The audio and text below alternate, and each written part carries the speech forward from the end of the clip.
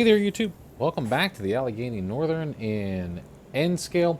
And today we are talking about scenery. But before we get into that scenery, I want to show you some things that are going to come up in the video and talk about them a little bit before we get into it fully so that you understand where I'm coming from with some of this stuff. Now, I will tell you that I did something that I absolutely hate to do during the weekend, and that was I actually had to leave my house and go outside and touch grass, so to speak. And that means I had to go out and mix among the public. And usually by the time I get to Saturday and Sunday, I don't want to leave the house because I have spent the entire week out in public and I am sick of public.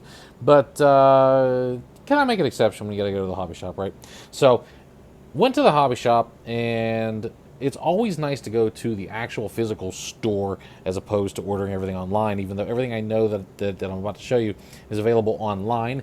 It's sometimes just nice to go to the store because you find so many other things that you can look at and have impulse buys and whatnot. And honestly, had I not gone there with a specific mission on a specific time schedule to keep everything else sort of moving, I probably would have spent a lot more time and probably a lot more money. But be that as it may, some self-restraint is not bad. So one of the scenes we're going to work on here this video is the street scene, the main street scene, and it's something that I have been wanting to do for a very long time because I don't like it. And it's going to be something that's going to be very easy to fix, something that I knew how I was going to fix it, and we're going to start getting the scene together. So let me talk about that first. So the main town, which is where the passenger station is, and you got that little kind of the city block sort of area, we don't have any cars. So here are some cars. There are two of each type here, so I got 6 cars, right?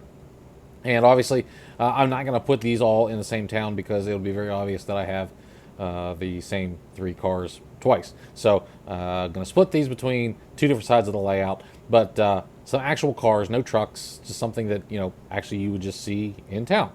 And to that end, here are some unfinished Pricer figures. And I've never actually painted N-scale figures. And if you can look in there and see how tiny they are, that is the reason why. But I need a lot of figures, and this is, an unpainted set that is relatively inexpensive for the number of figures that you're getting, which is 120. So I figured, you know what? I'm going to try my luck at painting these figures and fill in the town a little bit. So, okay, so that's coming up. Now, this here is not related to our project, but this is some sheet pile shaped styrene, which is going to look fantastic in the harbor.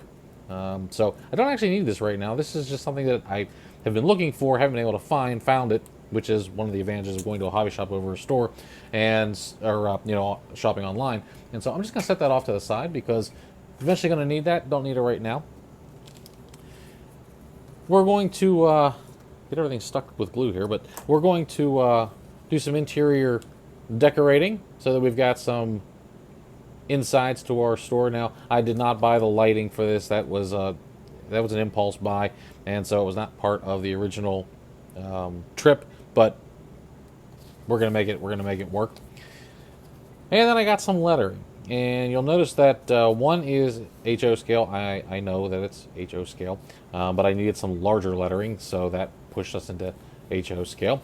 And then some American flags, because I think the Allegheny Northern would look fantastic with a little flag on their locomotives. So that is going to be part of the paint scheme. And once I figure out where exactly I want to put it, we're going to start putting flags on all of the Allegheny Northern locomotives. Even the patched out locomotive, I think, is going to end up with a flag because, as a true patriotic railroad, they would want to have that flag flying proudly on their locomotive, even if it was just a temporary patch. So, okay, so we're going to do that. Now,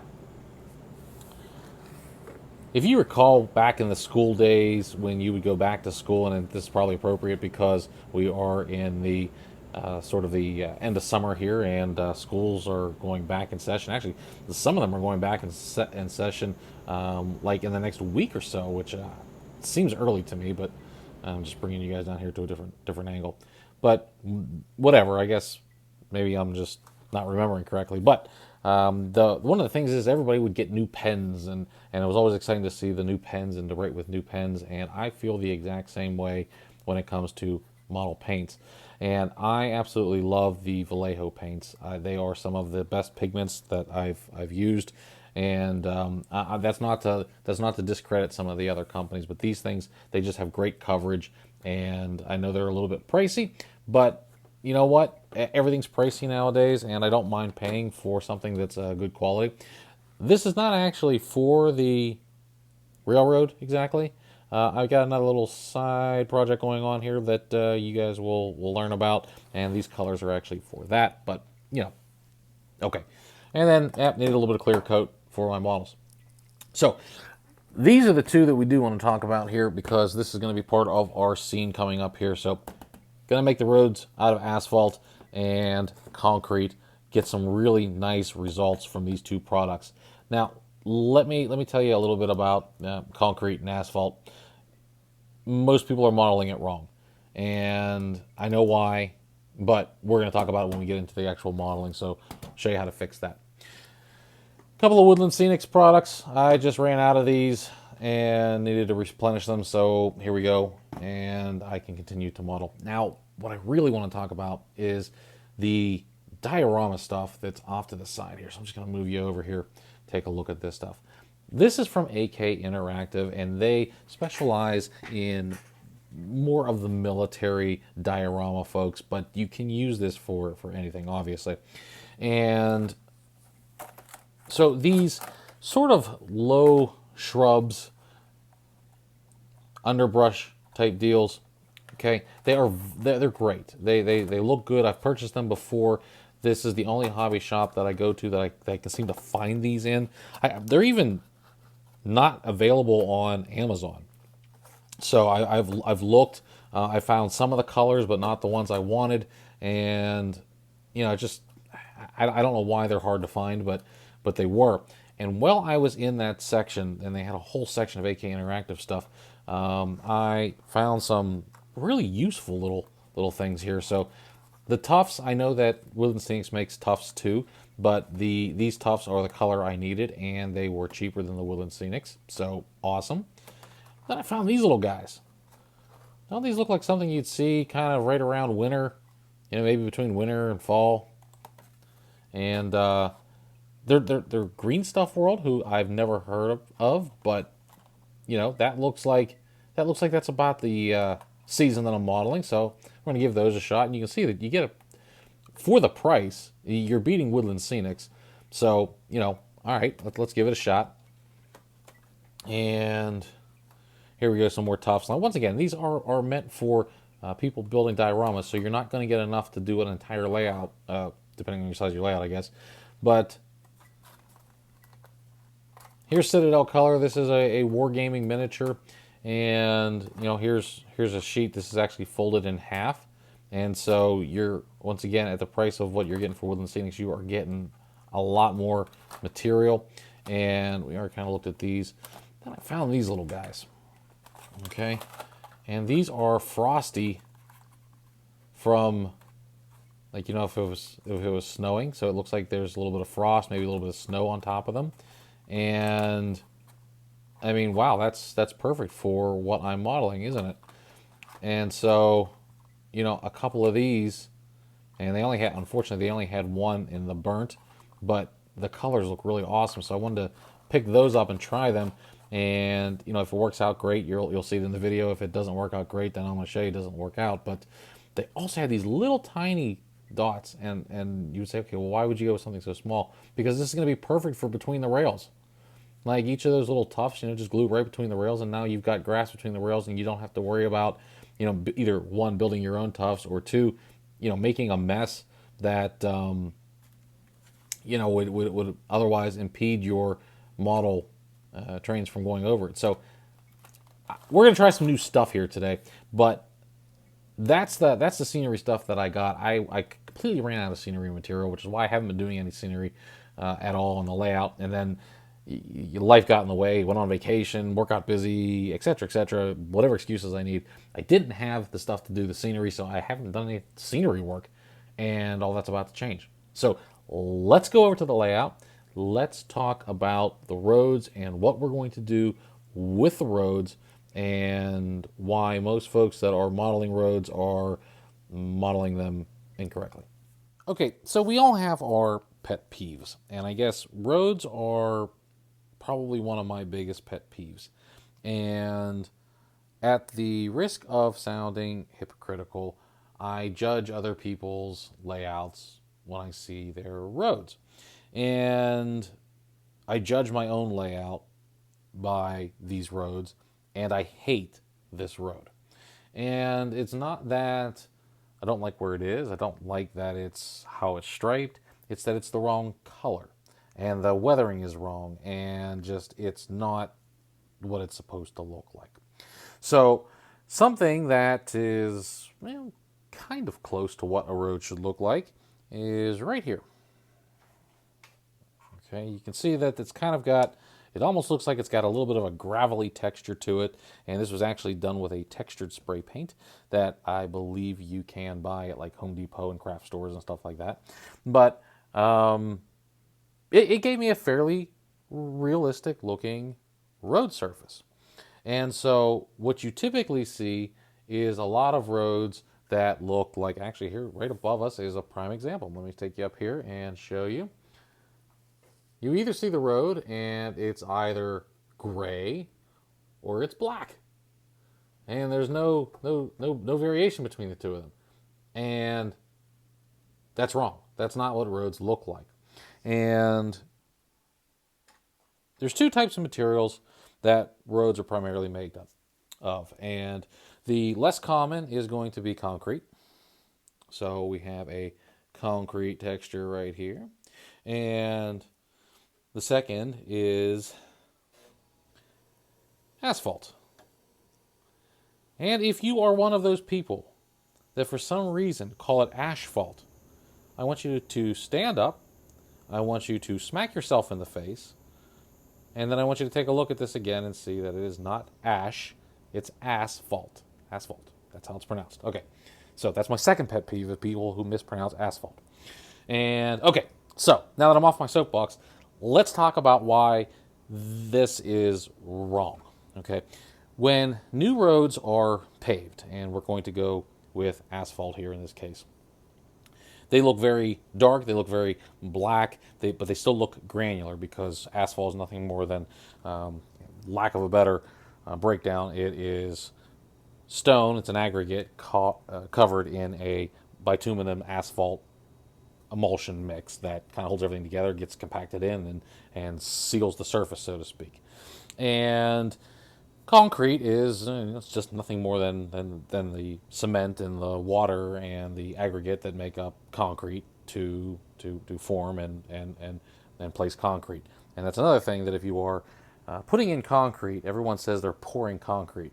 Even people in the industry say they're pouring concrete. And the technical term is place. You don't want to pour concrete, you want to place concrete. So you guys are getting an education today. But concrete is typically a very light gray color when it comes out, and you can stain it, and you can have exposed aggregate and all kinds of things with it. But concrete that you're going to see on the road is just a light colored gray. And as it ages, it sort of yellows a little bit. So it gets a little more, it's not quite a tan, but it sort of goes from a gray to a tannish, yellowy kind of color. So, if you remember, I think it was either Flowquill or one of those lines has no longer continued. They used to have an aged concrete paint color, which I used everywhere.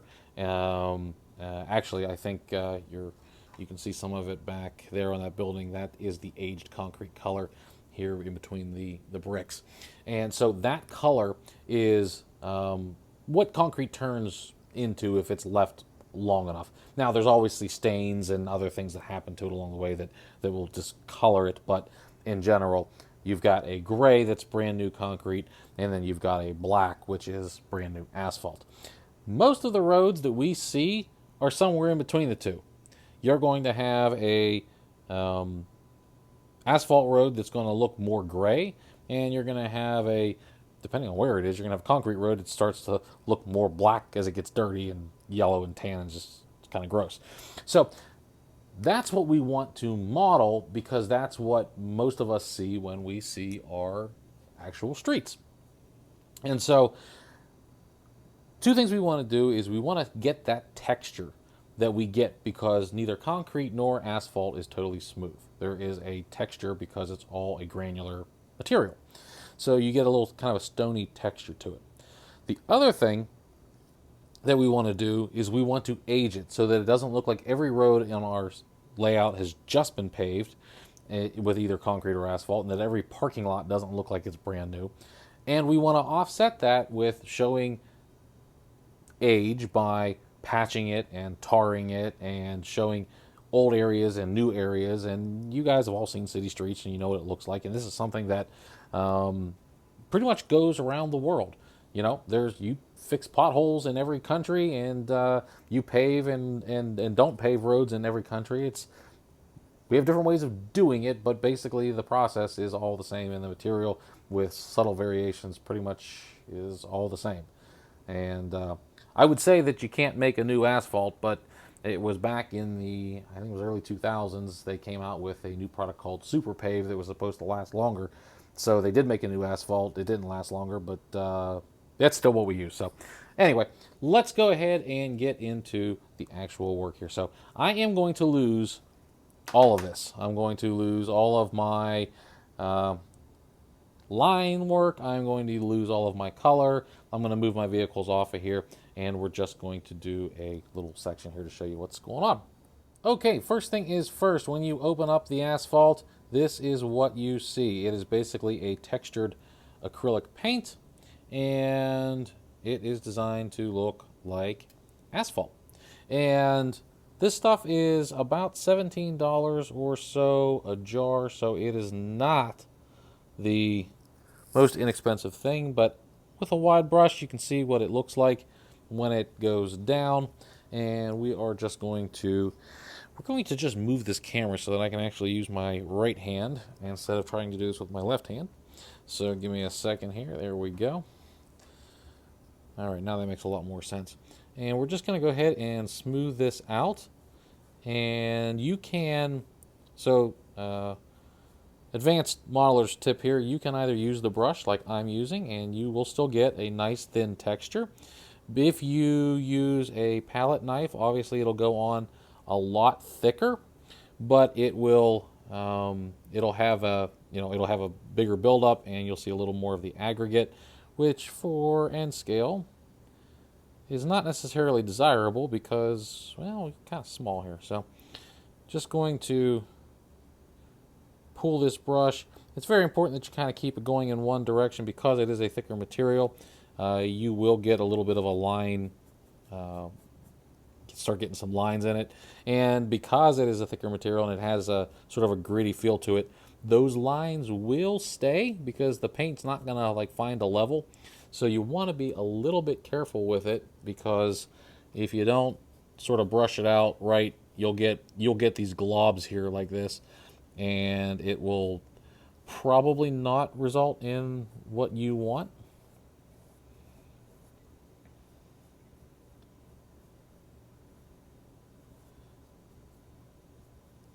Okay, so you're getting the idea here is how I'm putting this on. I'm going to go ahead and get my street paved, and then we are going to come back.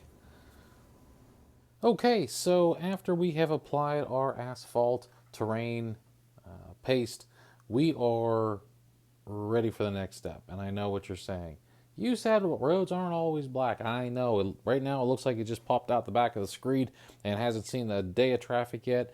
And what we're going to do is we are going to make this look like it is a road that's been in place for a long time. So we've got to weather it down, and we've got to bring out the gray, basically. And what that is so when the asphalt goes down and it's all compacted in place, and you've got the aggregate all bound together by the we'll call it tar just for lack of a better word.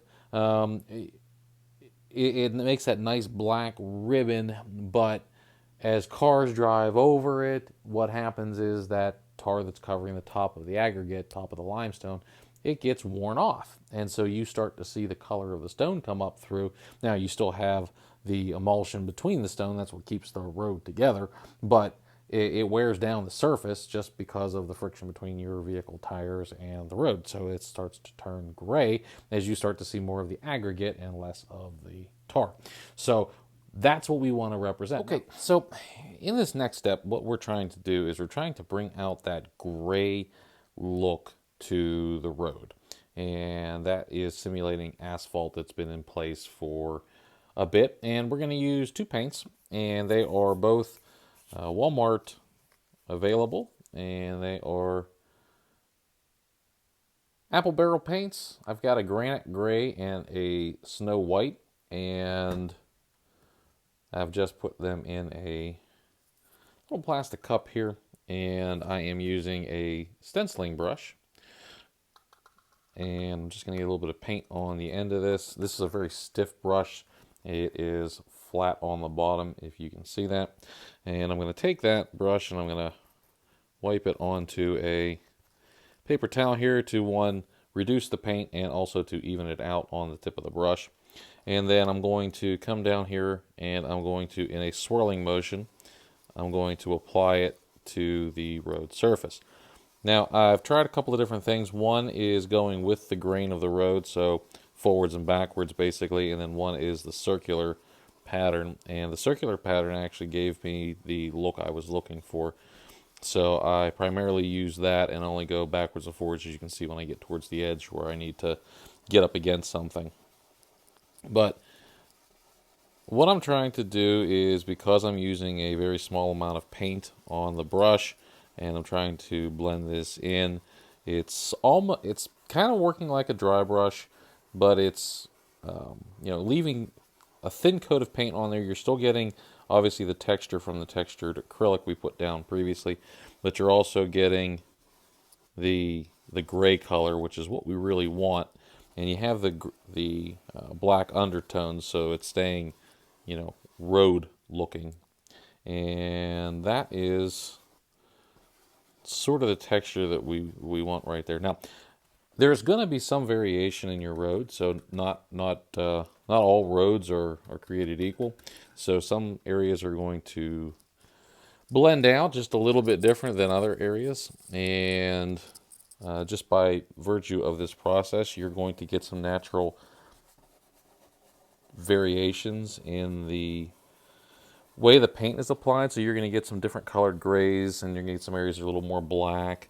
And that's fine, because the road is going to look that way in real life. So what you want to avoid is anything that looks a little too suspicious. So like if you dab some paint in an area and it looks like you dab some paint in an area, you may want to go back in there and just sort of using that same technique sort of blend it out.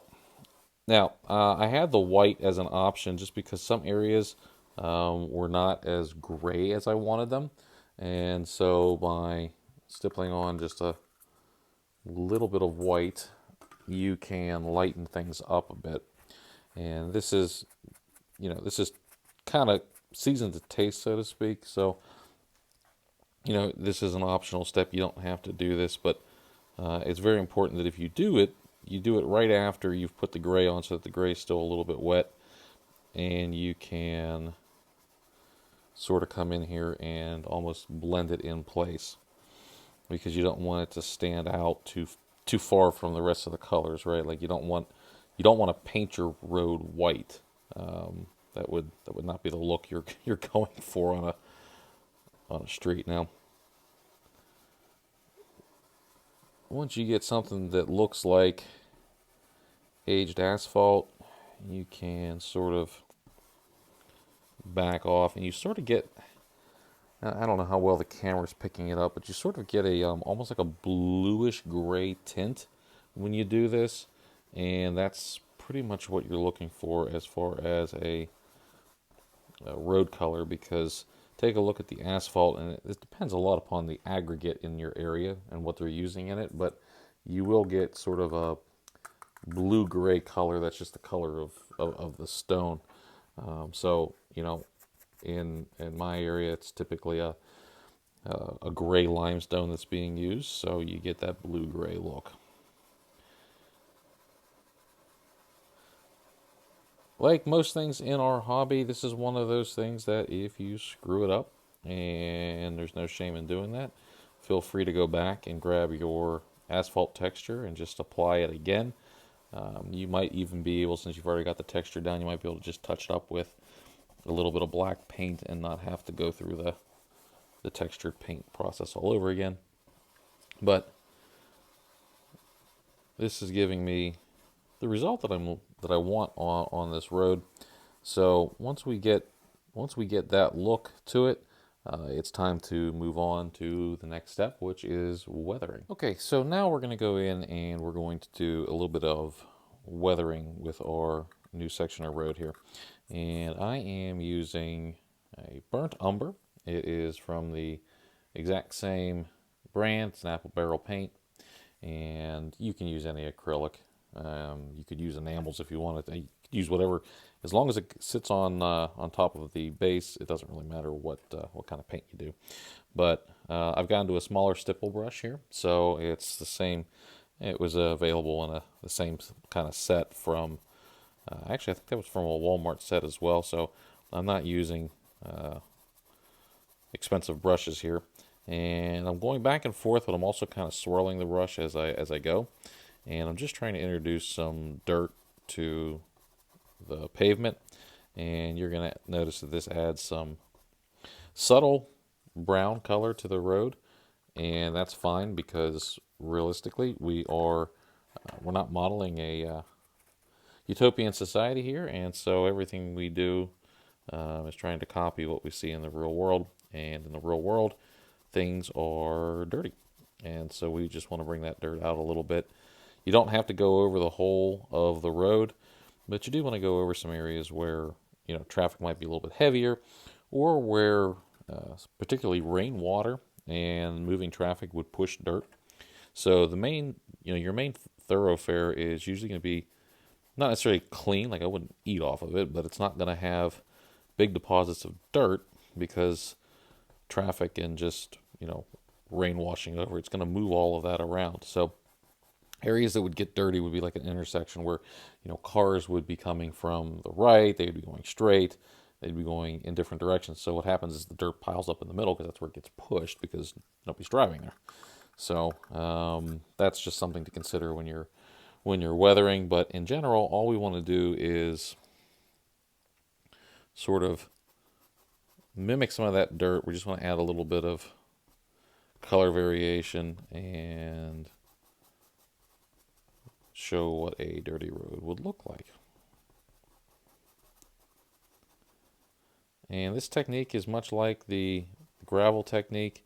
If you do what I just did and you put a big old glop of paint down there and you need to smooth it out, just smooth it out so that it blends into the surrounding area. And I think you're going to find that when you do that, it's not going to look too bad. And if it doesn't look exactly like you want it, because this doesn't look exactly like I want it, I'm coming back in with my larger brush and I'm just softening up those edges a little bit so it looks like something that's a little more pleasing, and that I don't mind. That looks pretty good. So this technique is a bit forgiving as far as how the results look. Now, there's one other thing that I want to do here, and that is I'm going to introduce a little bit of black. And if you had like an oily black or something like that, it probably would be the way to go. But we're going to introduce just a little bit of black. And I think actually what I want to do is I want to do it in a wash. I'm going to show you why here in just a second. Okay, so I've mixed it with water. It's mostly water, to be honest with you. And I'm taking a softer brush now, and I'm just going to apply that in here. One thing I will tell you about these paints is do be careful with them. The pigments are not the highest quality pigments, and so you may end up with a kind of a clumpy look to them, and that is not going to give you a a nice result with when you apply it. So, and you want to thin it out pretty good too, because we don't want it to overpower everything we've done, and we don't want it to take away all of the gray that we painstakingly took time to put in here, because if we do that, then we're sort of back to a new road again. And all I'm really trying to do is blend these colors together. And when you add this water, obviously you're going to reactivate the gray that we just put on. So, just get ready for that. But, okay. Okay, I know this is looking pretty dark in the camera here, and it's looking like I just kind of repainted the road black. I can show you that I did not. And I think what we're going to do is let's go ahead and give this a minute to sort of calm down a little bit and dry in, and then we'll come back and I'll show you what we got. Now, what I did is I went into Microsoft Word, which did not like what I was trying to do, but I forced it to make me some lines. And what I say is, it's just, for any of you who have used Microsoft Word, you know how unruly it is when you do anything other than type in it. Like, it promises that it can do all kinds of other things and graphics and etc., and it doesn't do any of them well. Like, it does it sort of, kind of, but this file, even with these lines here, was just, it kept freezing and everything else. And I have a new computer and it's a current version of Word. It's just, that program just is what it is. So, but anyway, okay, so what I did is I used the draw tool, drew me some yellow solid lines, drew me some double yellow lines, some parking lines, some white lines, and a couple of handicap logos, because there's pretty much no way without a stencil that you would be able to actually recreate that. So this is a white back paper. There are clear papers as well, but I don't want to use clear because I can't print white.